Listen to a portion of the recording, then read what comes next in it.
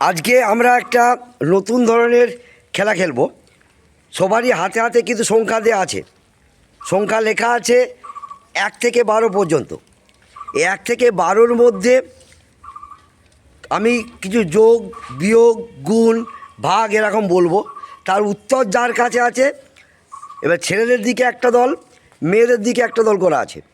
যাদের কাছে ওই উত্তরটি থাকবে, কে কত তাড়াতাড়ি বলটিকে নিয়ে নিজের লাইনে যেতে পারে।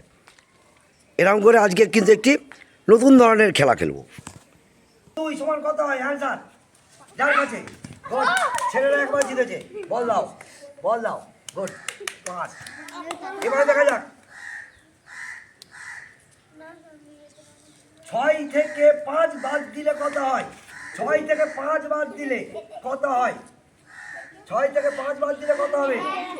যার আছে তাড়াতাড়ি তাড়াতাড়ি। ছেলেরা মেয়েদের কাছে দেখি, ছেলেরা মেয়েরা, তাহলে ছেলেরা 1 মেয়েরা 1 হলো। যা আছে তোমার কাছে 1। আচ্ছা, এরপরে দেখি, এরপরে দেখি আরেকবার দেখি। 4 গুণিত 3 সমান কত হয়? যার কাছে চলেছো।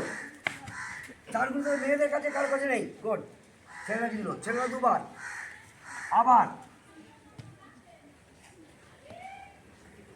3 যুক্ত 5। মেয়েরা কই? মেয়েদের পাচ্ছি। ছেলেরা 3 বার জিতেছে, মেয়েরা কিন্তু হেরে যাচ্ছে। আচ্ছা, এরপরে দেখি আরেকবার। 6 থেকে 2 বাদ দিলে কত হয়? 6 থেকে 2। বাবা, মেয়েদের কই? মেয়েরা চুপটা ভেঙে গেল।